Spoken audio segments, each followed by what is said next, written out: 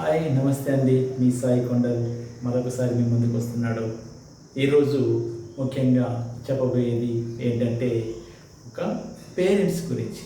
Parents అంటే స్కూల్లో చదువుతున్నటువంటి వాళ్ళకి, అలానే కాలేజీలో చేర్పించే పేరెంట్స్కి అంశాలు గురించి చర్చించుకున్నాం. ముఖ్యంగా ఈ రోజుల్లో ప్రతి ఒక్కరు కూడా ఆలోచించేది ఒకటే, అది ఏంటిది అంటే మంచి స్కూలు, బెస్ట్ స్కూలు మనకు కావాలి. మరి బెస్ట్ స్కూల్ కావాలంటే మరి ఎలాంటి విద్యని అందించేవారు కావాలి. ఆ విద్యతో పాటుగా మనకి ఇంకొక అంశం కూడా మనకు కావాలి. అదేంటిది అంటే అందులో ఫ్యాకల్టీ మంచిగా ఉన్నారా, గ్రౌండ్ ఉన్నదా, ఆటలకి పాటలకి అవకాశాలు ఉన్నాయా. ఆ అవకాశాలు ఉన్నాయంటే మన పిల్లవాడికి ఆరోగ్యం కూడా చాలా బెటర్గా ఉంటుంది. 24 గంటలు చదువు అనే దాని మీద కూర్చుంటే సరిపోదండి.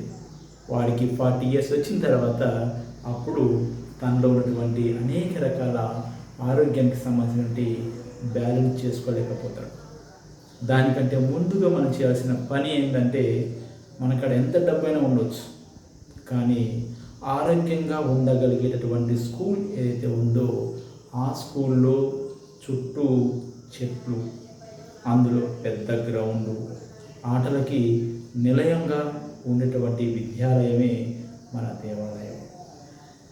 సో అలాంటి దేవాలయాల్ని, అలాంటి విద్యాలయాల్ని మనం ఎంచుకున్నట్టయితే మన విద్యార్థుల యొక్క అంటే మన పిల్లల యొక్క భవిష్యత్తు కూడా చాలా బాగుంటుందని నా అభిప్రాయం.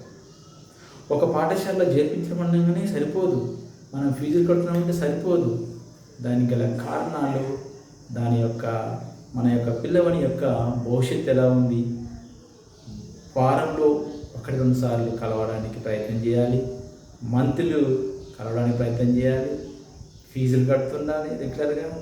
అలానే మన పిల్లల యొక్క క్రమశిక్షణ ఏ రకంగా ఉంది, మార్కులు పెరుగుతున్నాయా లేదా, ఒకవేళ మన పిల్లవాడు ఇంటి దగ్గర ఉన్నప్పుడు ఎలా ఉన్నాడు, హాస్టల్ వేస్తే ఎలా ఉన్నాడు, స్కూల్కి వెళ్తే ఎలా ఉన్నాడు, ఇవన్నీ మనం చూస్తూ ఉండాలి, కంపేర్ చేస్తూ ఉండాలి. మనం ఎంతసేపు ఉన్నా చూస్తూ ఉంటాం, వాళ్ళ అబ్బాయి చూడు మార్కులు ఎన్ని వచ్చినాయో, వీళ్ళ అబ్బాయి చూడు ఎన్ని మార్కులు వస్తున్నాయో, నీకేందని తక్కువ వచ్చినాయి మార్కులు. ఇవే తప్ప మన పేరెంట్స్కి పక్కన కూర్చోబెట్టుకొని ఒక హాలిడే వస్తే ఒక కథ రూపంలోనో, ఒక ఏదో ఒకటి ఫ్యామిలీకి సంబంధించినటువంటి ఏదో ఒక అంశం గురించి వివరిస్తూ తన పాఠశాలలో జరిగినటువంటి అంశాలు ఏంటి, ఏం చెప్పారు, ఎలా చెప్పారు, బాగుందా, మంచిగా ఉందా లేదా అని అడిగేవారు ఎవరు లేరండి. ఎందుకంటే అందరు బిజీ అయిపోయారు. మరి పిల్లవాడు ఏం చేస్తాడు, అందరు బిజీ కదా, నేను కూడా బిజీనే, దేంట్లో, సెల్ ఫోన్లో, టీవీలో, ఇలా రకరకాల అంశాల్లో తను కూడా బిజీ అయిపోతుంటాడు. మరి తను పట్టించుకునే వారు ఎవరు ఉంటారు? అలా లేదు కాబట్టి చదువులు, ఆటలు, పాటల్లో తను ఆరోగ్యంలో కూడా చివరికి వెనుకబడి ఉన్నాడు. మరి ఈ రంగాల నుంచి అభివృద్ధి చేయాలంటే ఒక పాఠశాలలో ఉపాధ్యాయులు మాత్రమే కాదు, తల్లిదండ్రుల యొక్క బాధ్యత కూడా అని చెబుతున్నాను నేను. అందుకే ఇప్పుడు ఈ క్షణం మనం పాఠశాలలో మారుస్తూ ఉంటాం, బస్సులు సౌకర్యం లేదని మారుస్తూ ఉంటాం, విద్యా విధానం సక్రమంగా లేదని మారుస్తూ ఉంటాం. సో అలా మార్చే మూమెంట్లో మీరు కూడా ఇలాంటివి చూసుకోండి అని చెప్పడానికి ఈ వీడియో చేస్తున్నాను. సరే నిర్ణయం తీసుకోండి, సక్రమైన మార్గంలో నడిపించండి. మీ విద్య విధానం సక్రమంగా ఉంటే క్రమశిక్షణ నేర్పుతుంది, తర్వాత డబ్బు విధానం ఆటోమేటిక్గా అదే వస్తుంది.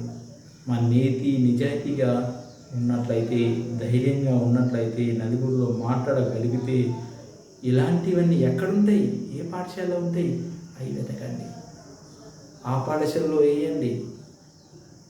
అప్పుడే పిల్లవాడిలో ఉన్నటువంటి భవిష్యత్తు నీకు తెలుసు.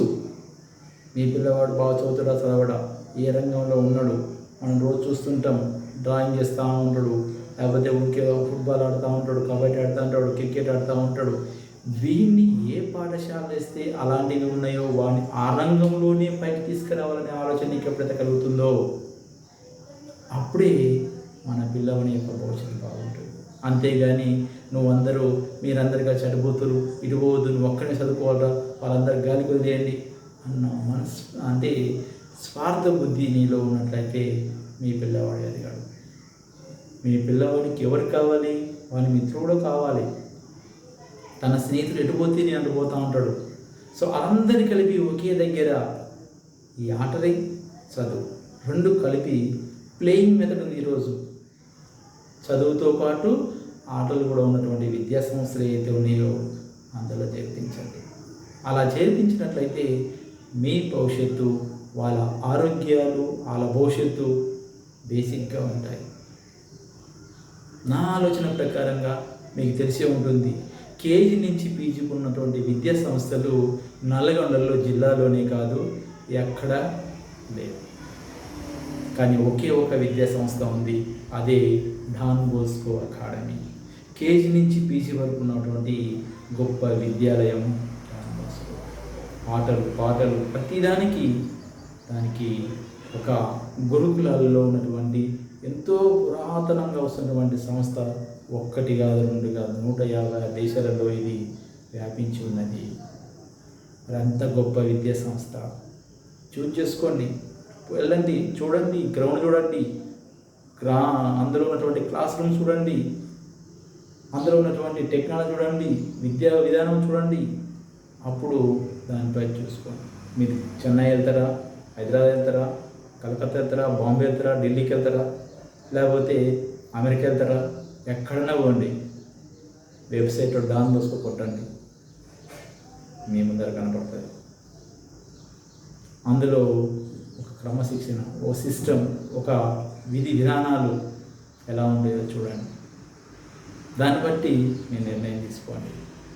అంటే మీకు ఒక అవకాశాలు ఉన్నాయి, వాటిని ఉపయోగించుకోండి అని చెప్తున్నాను. అతి తక్కువ ఫీజుతోని మీకు మంచి మంచి ర్యాంకులతోని మంచి మంచి భవిష్యత్తుతోని వాళ్ళు మీకు ప్రొవైడ్ చేస్తున్నారు. మంచి పాఠశాల అది. తన పనులు తాను చేసుకుంటూ, తన ఆరోగ్యాన్ని తను కాపాడుకుంటూ, తన చదువు తను చదువుకుంటూ బ్రతకడం అంటే ఎలా అనే నేర్పే ఒక విద్యా సంస్థ ఏంది అంటే ఒక డాన్ బోస్కో స్కూల్ మాత్రమే. ఇప్పుడే ఈ క్షణమే వెళ్ళండి, చూడండి, దాన్ని మీరు ఎంచుకోండి. అందరూ చదువుకున్నాం, ప్రతి ఒక్క మేధావులు ఇప్పుడు రాజకీయ నాయకులు వెళ్ళండి, క్రికెట్కి వెళ్ళండి, ఫుట్బాల్కి వెళ్ళండి, ఎక్కడికి వెళ్ళండి, వాళ్ళ బ్యాక్గ్రౌండ్ చూడండి, ఎక్కడ చదివారు, ఇలా పై స్థాయికి ఎలా వచ్చారు, వీళ్ళ బ్యాక్గ్రౌండ్ ఎక్కడ చదువుకున్నారు అని చూడండి. వాళ్ళు 100 మందిలో దగ్గర దగ్గర 80% డాన్ బోస్కో నుంచి వచ్చిన విద్యార్థులు ఉంటారు. నేను ఏదో గొప్ప చెప్పట్లేదు, ఉన్న ఫ్యాక్ట్ చెప్తున్నాను. మీరు కూడా దాన్ని ఎంచుకుంటారని ఆశిస్తున్నాను. ఓకే, దానికి థ్యాంక్ యూ. ఈ అవకాశం మీకు నచ్చితే చూడండి, లేదంటే వదిలేయండి, మీ వేలో మీరు వెళ్ళండి. Thank you. సాయి కొండలు మరొకసారి కలుద్దాం. Thank you so much.